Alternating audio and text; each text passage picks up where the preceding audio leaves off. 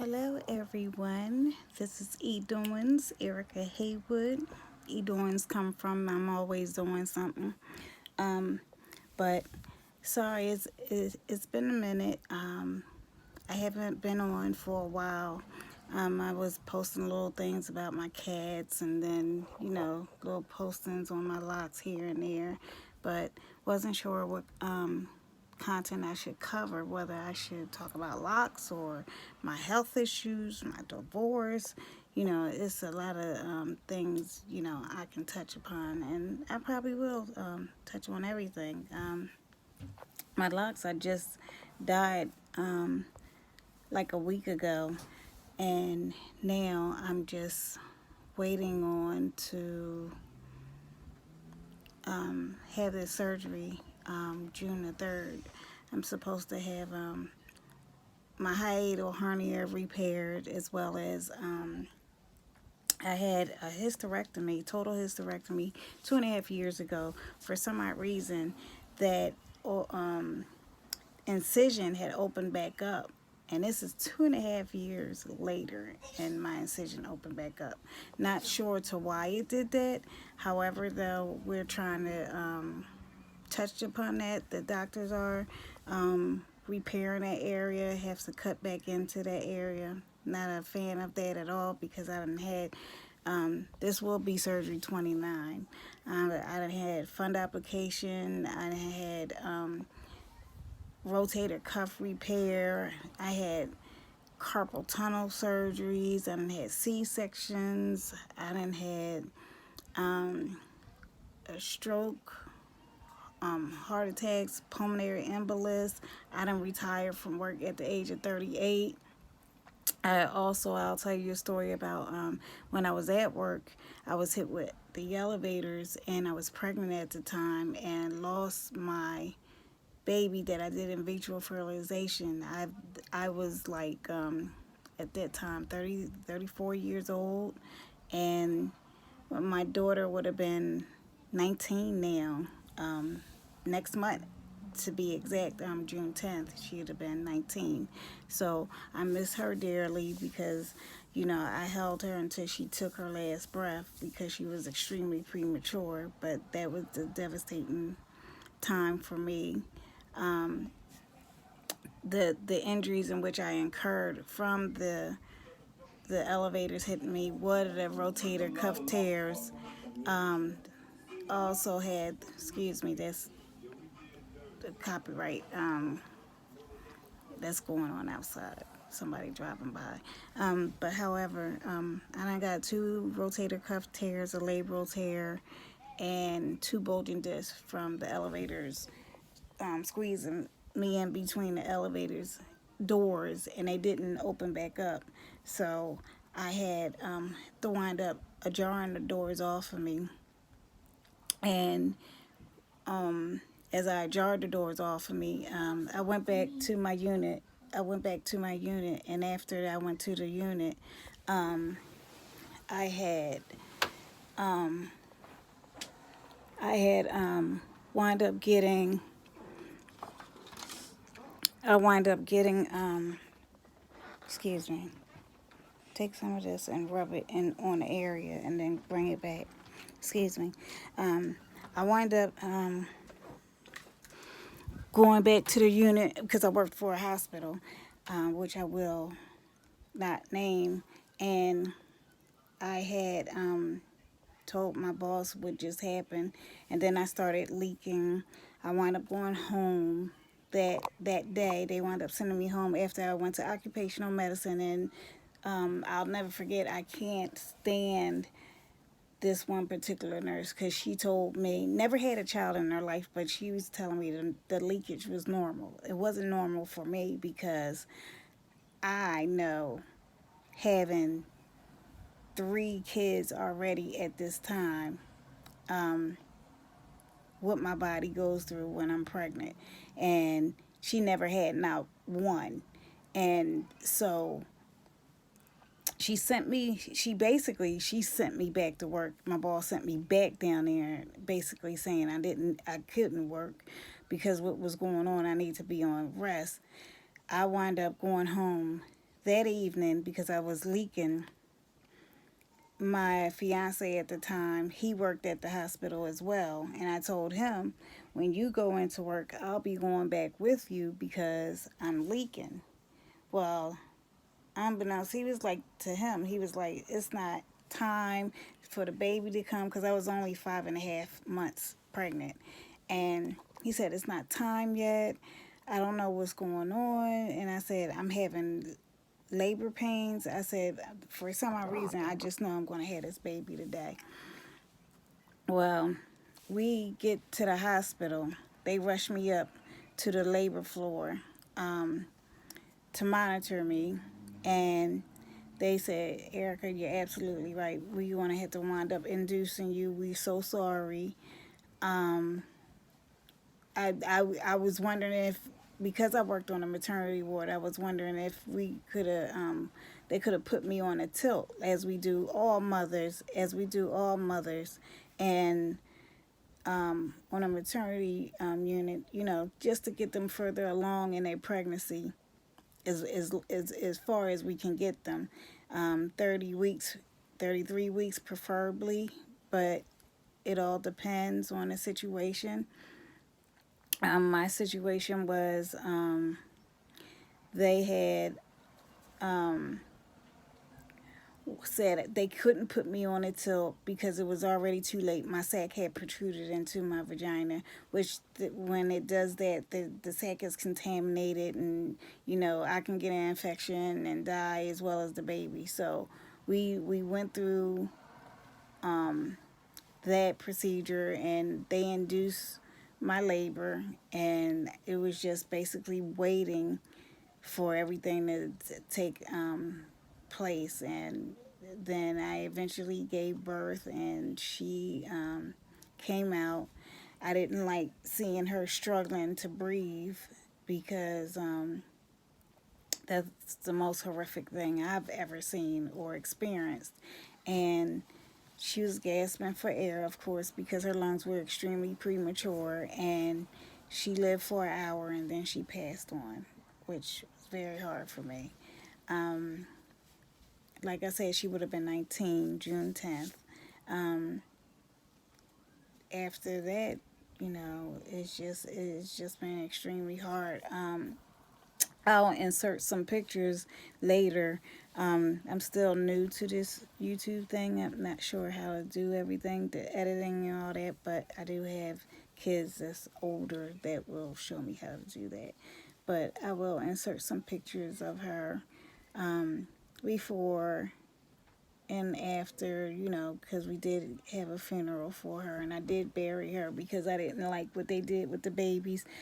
For those who didn't want their babies, they take them to an unmarked grave or use them for science, and I didn't want to do that, so I wound up just going ahead and giving her a proper burial and bury her not too far from home, so I can make it easy and convenient for me to go see her.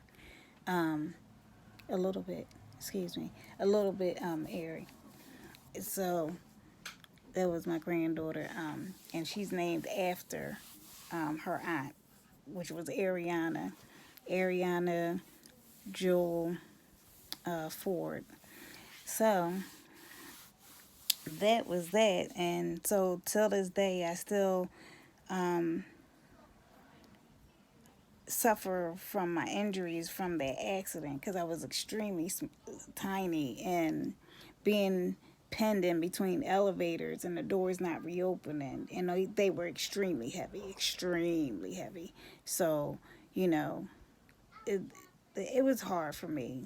It was extremely hard, and going back to the maternity ward where in which I had worked was very hard for me, seeing mothers bond with their baby, even though people say, oh, you'll have another one, I'm so sorry for your loss, and this and that and the other. Well, we wasn't sure that I have another one, because I did in vitro fertilization, because after I had my first three and I didn't think I'll ever remarry, I had my tubes tied and cut and clamped. So they were cut so short that I didn't know if I could have, and they did reattach my tubes. They did do that. They I had a re-anastomosis. Um, should have did that first before I did the in vitro fertilization. Well, I did do that first. I'm sorry. I did do that first before I did the in vitro. I should have did the in vitro fertilization before I did that surgery. Because after I did that surgery, I wound up having a stroke. Which the residuals from that, it was just complete memory loss. It was, I didn't have, well, when I came out of the surgery, when they did the reanastomosis, I went to my room, and then all of a sudden my mouth slouched to the side, my speech was slur, my hands crippled up, my toes crippled up, and it felt like an elephant sitting in my chest. And I was like, I don't know what's going on. And, they was like, talk to us. And then they thought I was having a side effects from the anesthesia, which it wasn't the anesthesia at all. It was basically I had a bleed somewhere to which caused a stroke. Um, I basically recovered from that. They gave me nitroglycerin under my tongue, and I did recover from it. Not totally, like I said, I had the extreme memory loss. I was, I'm trying to think, how old was I? I was in my 30s anyway at the time. Had to been like 32, 32, 31 at that time when I had that procedure, because that was in 89.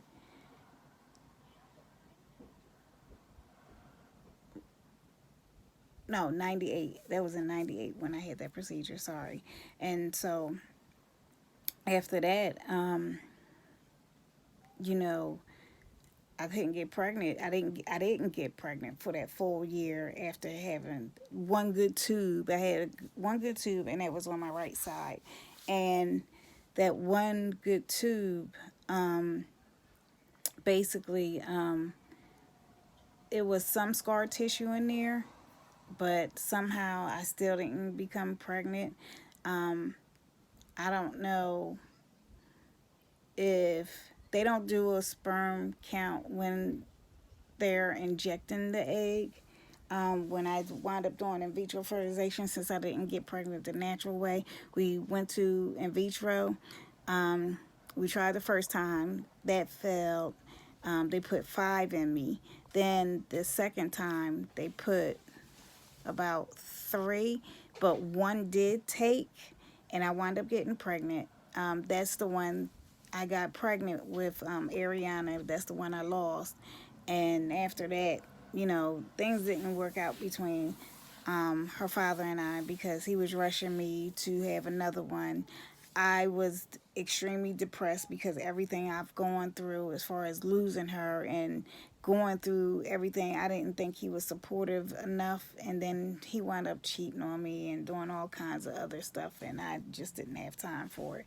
So, we wound up moving on. I moved on, and started seeing someone else. And as I saw this other individual, I spontaneously got pregnant.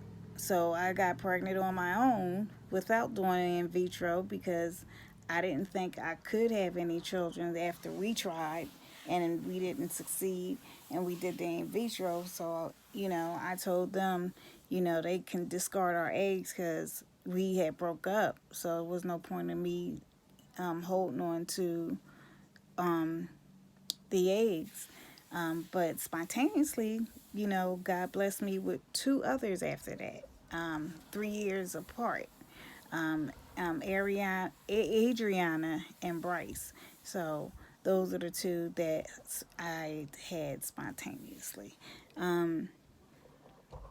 If you have any questions for me in regarding in vitros, or what I went through when I lost Ariana, you could always put in the comments below, and I answer them as much as I can. But yeah, that's pretty much one of my stories I wanted to tell, which was extremely hard for me, having to lose my daughter like that.